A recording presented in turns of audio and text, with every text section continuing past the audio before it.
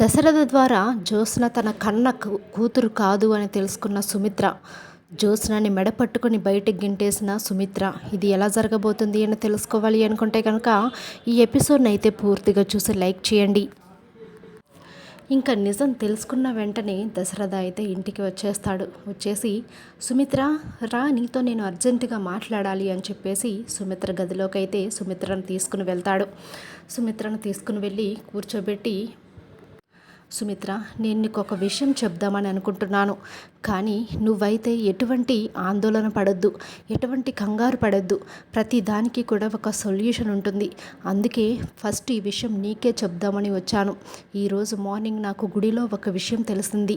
ఆ విషయం గురించి నీతో మాట్లాడదామని వచ్చాను అని చెప్పి సుమిత్రకి చెప్పేసరికి ఇంకా సుమిత్ర అయితే, చెప్పండి, మీరేం చెప్పినా ఏం చేసినా నా మంచి కోసమే చేస్తారన్న విషయం నాకు తెలుసు, చెప్పండి అని చెప్పేసి సుమిత్ర అనేసరికి, సుమిత్ర, నేను చెప్పబోయేది నువ్వు క్లియర్గా విను అని చెప్పి గుడిలో జరిగిన మొత్తం కూడా సుమిత్రకి దశరథ చెప్పేస్తాడు.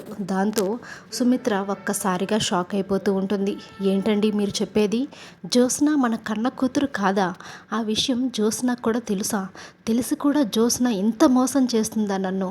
తనే నాకు బోన్ మ్యారో ట్రాన్స్ప్లాంటేషన్ ఇచ్చి నా ప్రాణాలను కాపాడుతుంది అని నేను ఎంతో మురిసిపోయానండి, ఎంతో సంతోషపడ్డానండి.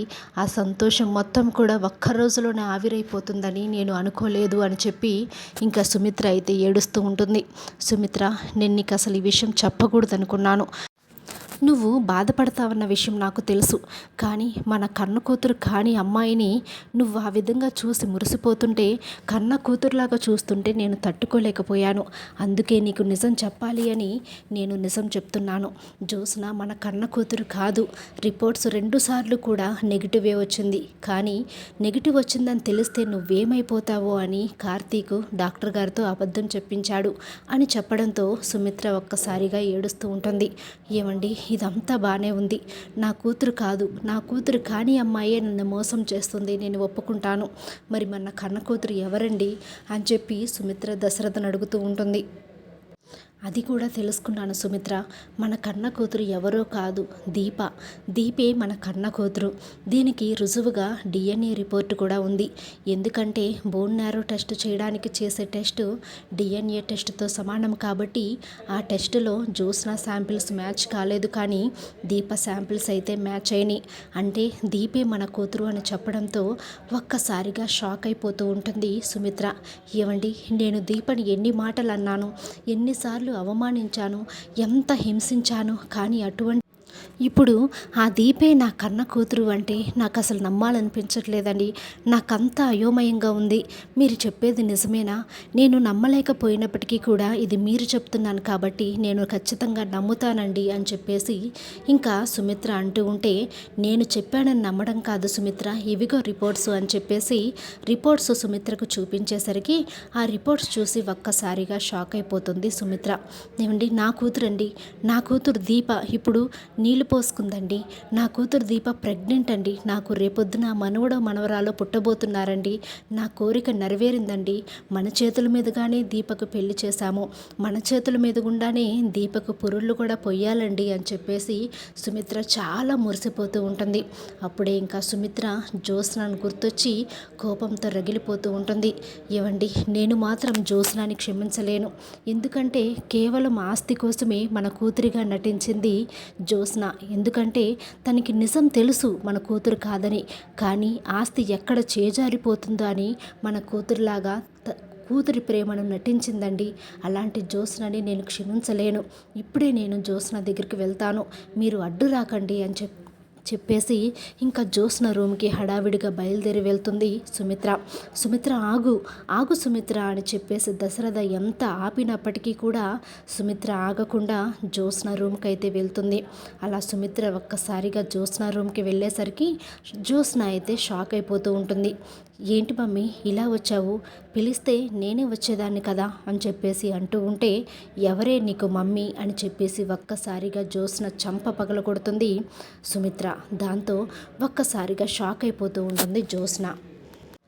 నేను నీ కూతురిని మమ్మీ, నేను జ్యోత్స్నని మమ్మీ, నువ్వు మర్చిపోయావా నన్ను అని చెప్పేసి, ఒకవేళ ఈ మధ్య గతం మర్చిపోతుంది కాబట్టి అలా మర్చిపోయి ఉంటుంది అనుకొని నేను నీ కూతుర్ని మమ్మీ అని చెప్పేసి సుమిత్ర దగ్గరికి వెళ్తుంది. వెళ్ళినప్పటికీ కూడా సుమిత్ర అయితే జ్యోత్స్న చంప పగలగొట్టి, ఛీ నన్ను అంటుకో మాకు, ఇంత మోసం చేస్తున్నావా నువ్వు మమ్మల్ని, నువ్వు మా కన్న కూతురివి కాదని నీకు తెలిసి కూడా కేవలం ఆస్తి కోసం మా కన్న కూతురులాగా నటిస్తున్నావు అని అనడంతో జ్యోత్స్న ఒక్కసారిగా షాక్ అయిపోతూ ఉంటుంది. ముఖమంతా కూడా చెమటలు పట్టేస్తున్నాయి. నీలాంటి మోసం చేసే వాళ్ళని నేను నా జీవితంలో చూడలేదు. మాకు ఆస్తి కావాలి అని చెప్పి నువ్వు అడిగితే నా ఆస్తి మొత్తం రాసిచ్చేదాన్ని, కానీ నువ్వు ఆస్తి కోసం నా కన్న కూతురులాగా నటిస్తున్నావు.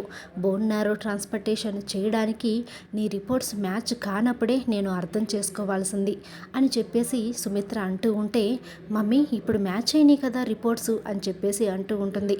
నోరు మూసుకో, ఎవరి మ్యాచ్ అయినాయి, నా కన్న కూతురు దీపవి మ్యాచ్ అయినాయి అని చెప్పడంతో జ్యోత్స్న ఒక్కసారిగా షాక్ అయిపోతూ ఉంటుంది. మమ్మీకి నిజం తెలిసిపోయింది.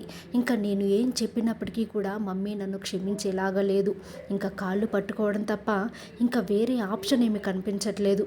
మమ్మీ తెలియక చేశాను, నన్ను క్షమించు మమ్మీ, నన్ను క్షమించు అని చెప్పి సుమిత్ర కాళ్ళు పట్టుకుంటుంది జ్యోత్స్న. ఇంకా కాళ్ళ దగ్గర నుండి తోసేసి జ్యోత్స్నని నువ్వు ఇంట్లో ఉండడానికి కూడా వీల్లేదు అని చెప్పి తన మెడ పట్టుకొని బయటికైతే గెంటడానికి లాక్కొస్తూ ఉంటుంది.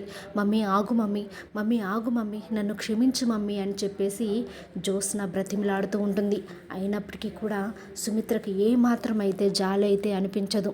అప్పుడే ఇంకా పారిజాతం బయటకు వస్తూ, అయ్యో అయ్యో సుమిత్ర, ఏంటి నీ కన్న కూతురిని, నా మనవరాల్ని అలా మెడపట్టుకున్నావేంటి, వదులు సుమిత్ర వదులు అని చెప్పేసి అంటూ ఉంటే పారిజాతం చంప కూడా పగలగొడుతుంది సుమిత్ర.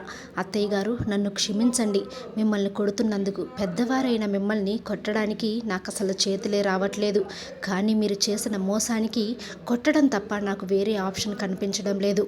మీరు కానీ మీ మనవరాలైన ఈ జ్యోత్స్న కానీ నా ఇంటి గుమ్మంలో ఇంకొకసారి అడుగు పెట్టారంటే ప్రాణాలు తీసేస్తాను అని వార్నింగ్ ఇచ్చి వాళ్ళిద్దరిని కూడా మెడ పట్టుకొని బయటకు గెంటేస్తుంది సుమిత్ర. ఇంకా దశరథ అయితే చాలా సంతోషిస్తూ ఉంటాడు. పారిజాతం పిన్ని, మాకంతా కూడా తెలిసిపోయింది, నువ్వే మా పిల్లల్ని మార్చావని, నా కన్న కూతురు దీపాన్ని కూడా నేను తెలుసుకున్నాను అని చెప్పడంతో పారిజాతం షాక్ అయిపోతూ ఉంటుంది. ఏంటి, సుమిత్ర దశరథుల కన్న కూతురు దీప అని చెప్పి షాక్ అయిపోతూ ఉంటుంది. ఇప్పుడే నా కన్న కూతురుని తీసుకుని వచ్చి ఈ యావదాస్తికి వారసురాల్ని నేను చేస్తాను, నా కన్న కూతురే మా ఇంట్లో ఇంకా ఉంటుంది, మీరు కాదు అని చెప్పి దశరథ చెప్పేసరికి ఇంకా ఇద్దరు కూడా షాక్ అయిపోయి నిలబడి చూస్తూ ఉంటారు. ఈ విధంగా జ్యోత్స్న తన కన్న కూతురు కాదు అని దశరథ ద్వారా నిజం తెలుసుకున్న సుమిత్ర జ్యోత్స్నని అలాగే పారిజాతాన్ని కూడా మెడ పట్టుకుని బయటకు గెంటేస్తుంది. వీడియో నచ్చినట్లయితే తప్పకుండా లైక్ చేయండి.